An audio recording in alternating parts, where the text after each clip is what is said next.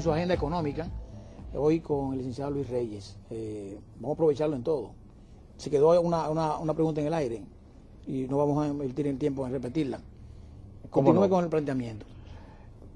Lo que señalaba es que, si bien es cierto, nosotros tenemos posibilidades, la pregunta que me parecía pertinente es cuáles son las precondiciones que tienen que darse para que esas condiciones se mantengan. Sobre todo el tema de los flujos de inversión extranjera, que decíamos que habían sido determinantes para los resultados que exhibe la economía dominicana en los últimos 4 años. Sí. Y entonces, el primer elemento para atraer inversión extranjera, yo diría, es la estabilidad política. Un país donde no hay estabilidad política, no hay forma de atraer inversión extranjera. Ejemplo, Haití. Sí. Segundo aspecto, la estabilidad macroeconómica. Un país que no tenga estabilidad macroeconómica difícilmente pueda tener flujos de inversión extranjera que sean significativos. Ahora, y baja calificación. Por supuesto. Ahora, ¿de qué depende la estabilidad macroeconómica? Por lo menos para el caso dominicano.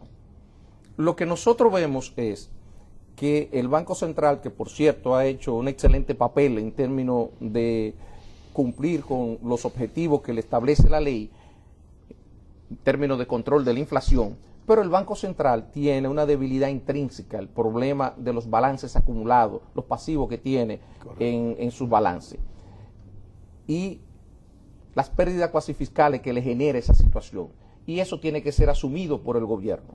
Ya para el próximo año el gobierno le estaría transfiriendo al Banco Central unos 24 mil millones de pesos, 1% del Producto Interno Bruto, y esto seguirá creciendo hasta el año 2016, sí, aumentando 0.1% todos los años, hasta alcanzar 1.6%.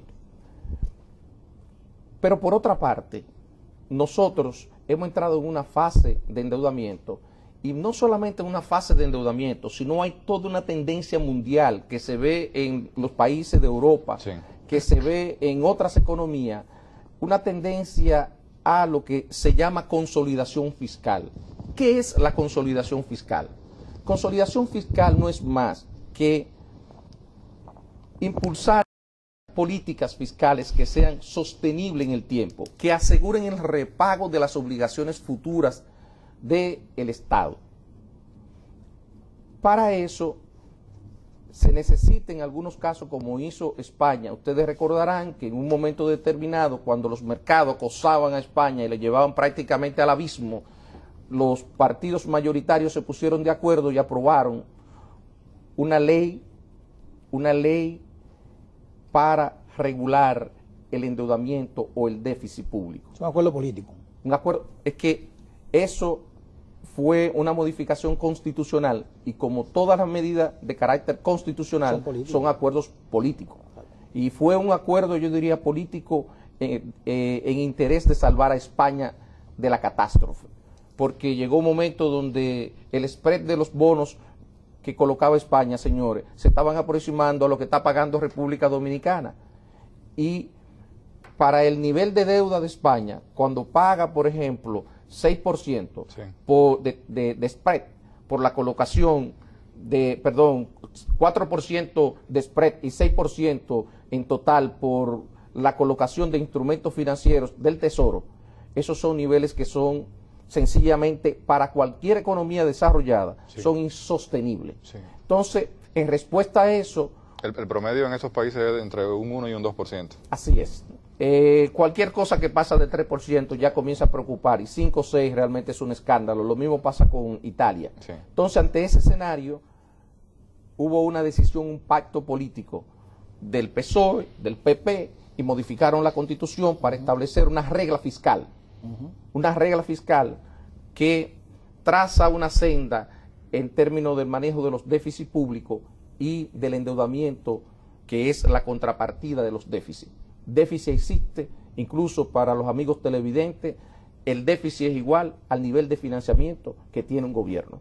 De hecho, como se mide técnicamente, nosotros utilizamos una expresión conocida entre economistas, decimos el déficit por debajo de la línea, que no es más que el resultado neto de las operaciones financieras del gobierno, de la variación entre los activos y pasivos. y eso es sencillamente la definición técnica del déficit. Incluso más que en términos de ingresos y gastos, en términos técnicos frecuentemente cómo se mide desde el punto de vista financiero. Bueno, pues para asegurar el repago de eso, el gobierno va a tener en los próximos años que aumentar lo que se llama técnicamente el superávit primario. El superávit primario no es más que la cantidad de recursos que destina un gobierno para servir la deuda.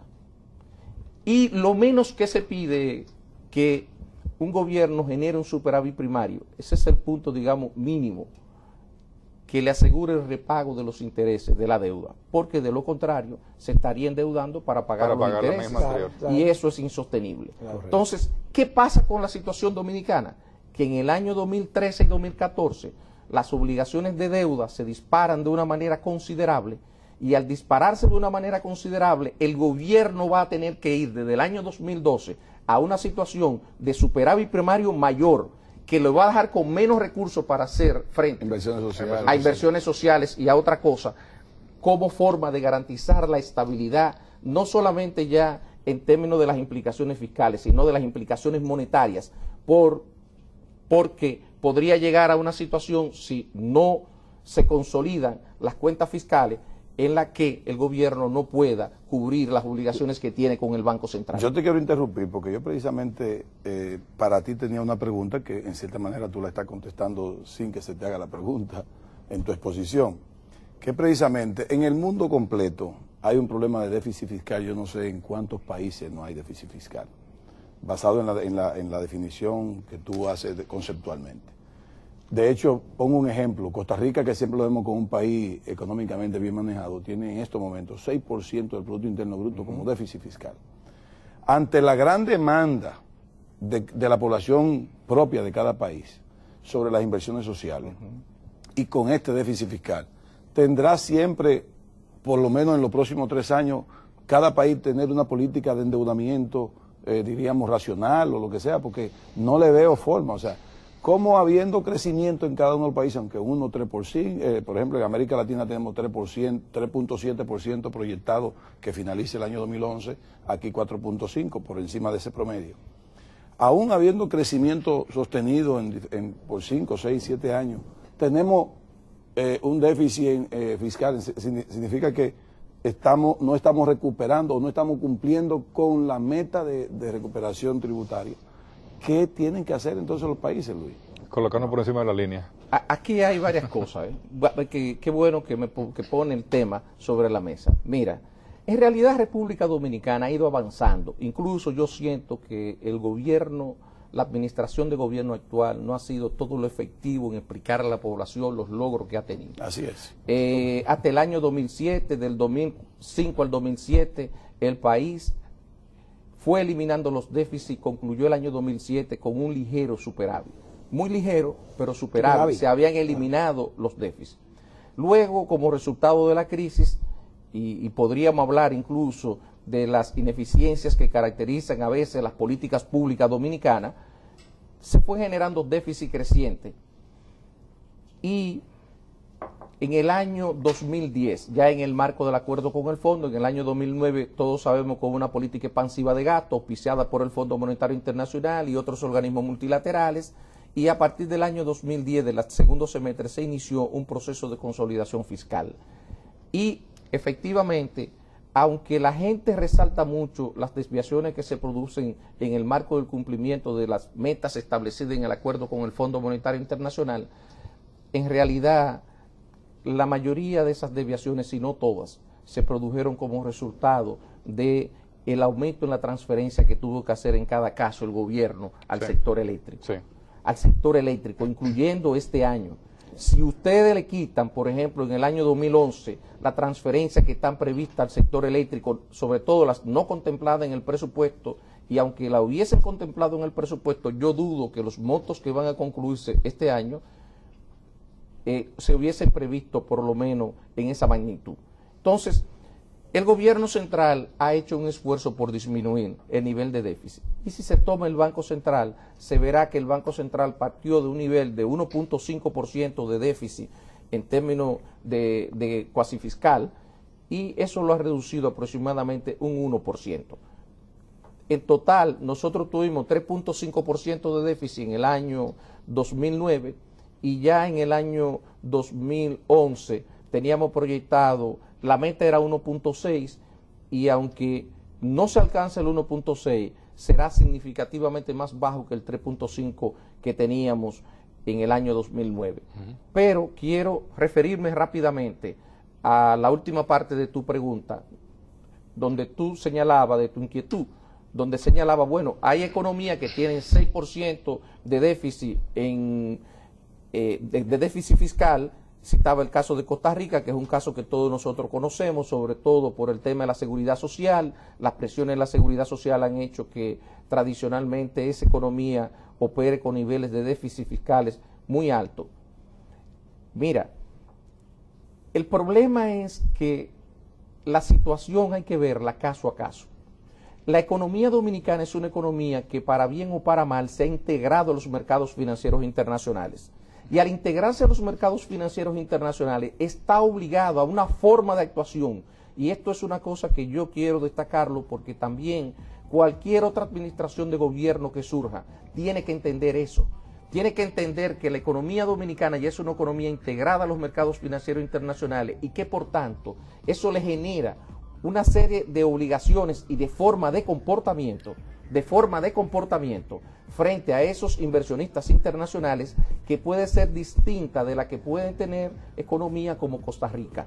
De ahí que, aunque hay economías que pueden operar con 5 o 6%, si ve el caso, por ejemplo, de España, España en sector público no tiene un nivel de déficit que es tan elevado con relación, incluso Alemania tiene un nivel de déficit más alto, España tiene 60-65% de déficit como proporción del Producto Interno Bruto y Alemania tiene 84%.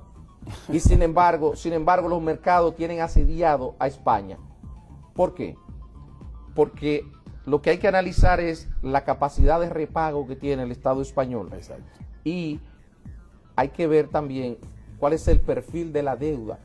Por ejemplo, cuánto hay contratado con el sector privado. Sí. Los plazos.